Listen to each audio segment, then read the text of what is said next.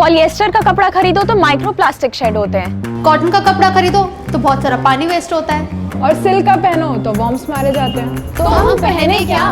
तो आज मैं आपको 5 ऐसे इको फ्रेंडली क्लोथिंग्स के बारे में बताऊंगा जो एनवायरनमेंट को कम से कम नुकसान पहुंचाते हैं। So let's get started. सबसे पहला फैब्रिक है organic cotton.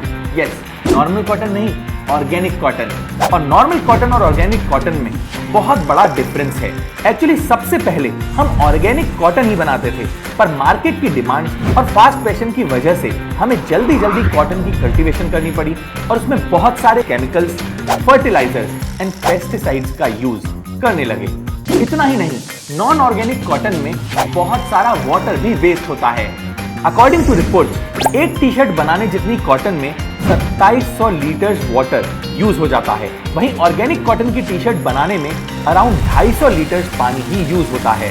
Organic cotton naturally grow किया जाता है, जिसमें ना तो कोई केमिकल्स यूज होते हैं और ना ही फर्टिलाइजर्स। इसी वजह से ऑर्गेनिक कॉटन को इको फ्रेंडली फैब्रिक माना जाता है।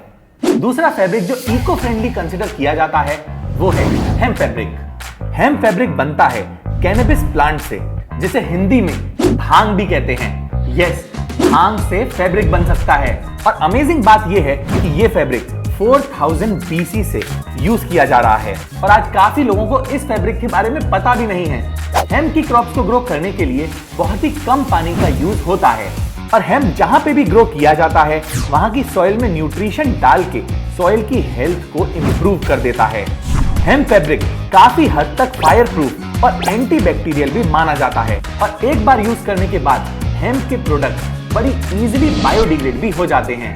आज मार्केट में हेम्प के सॉक्स, पाउचेस, बैग्स, क्लोथ्स के साथ साथ शूज भी अवेलेबल हैं। इतना वर्सेटाइल है हेम्प। हमारा थर्ड इको फ्रेंडली फैब्रिक है बैम्बू फैब्रिक। अब सुनने में लगता है कि लकड़ी का फैब्रिक कैसे बन सकता है, राइट? पर एक्चुअली बैम्बू फाइबर में बहुत ही रिच होता है और बैम्बू से फाइबर को एक्सट्रैक्ट करके उससे इजीली कपड़ा बनाया जा सकता है। बैम्बू की सबसे अमेजिंग बात यह है कि ये पूरी तरह से सेल्फ सस्टेन होता है और बैम्बू हमारे प्लेनेट की फास्टेस्ट ग्रोइंग ग्रास भी है, जिसे 6 to 9 मंथ्स में हार्वेस्ट किया जा सकता है। और बैम्बू इतना इनक्रेडिबल ग्रास है, ये इनफर्टाइल लैंड पे भी ग्रो हो सकता है और देखा गया है कि कई बार तो ये इनफर्टाइल सॉइल को फर्टाइल में कन्वर्ट भी कर देता है। अमेजिंग ना?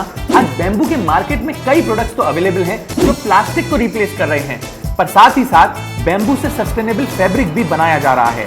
और आज बैम्बू के T shirt, shirts, socks, paints और भी बहुत कुछ बनाया जाता है, क्योंकि बैम्बू का फैब्रिक बहुत ही ज्यादा सॉफ्ट और ड्यूरेबल भी होता है।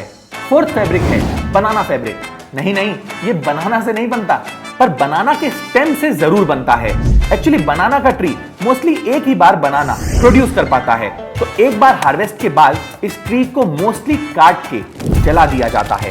पर फिर किसी ने रिसर्च करके बनाना स्टेम की क्वालिटी को देखा और डिस्कवर किया कि इससे तो फैब्रिक बन सकता है। तो ये फैब्रिक बनाना ट्री के बेस से बनाया जाता है और यही बात इसे इको फ्रेंडली बनाती है। ये फैब्रिक भी एक्सट्रीमली सॉफ्ट होते हैं। आज बनाना फाइबर से टी शर्ट, शर्ट, मैट्स, टोकरियां ये सब मार्केट में मिल जाते हैं।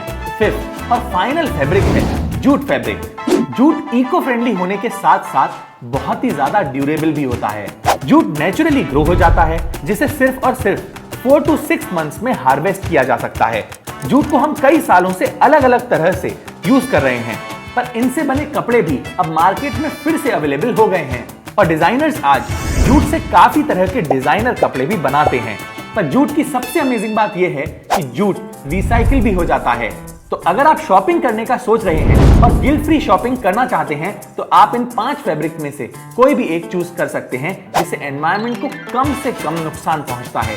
ऑल्सो आपको इन 5 फैब्रिक में से कौन सा सबसे अच्छा लगा हमें जरूर बताएं। इन छोटे छोटे स्टेप से हम एक बहुत बड़ा डिफरेंस क्रिएट कर सकते हैं अगर हम सब मिल जाएं और ऐसे प्रोडक्ट्स को सपोर्ट करें जो एनवायरनमेंट को कम से कम नुकसान पहुंचाते हों। That's it for this video. See you next week.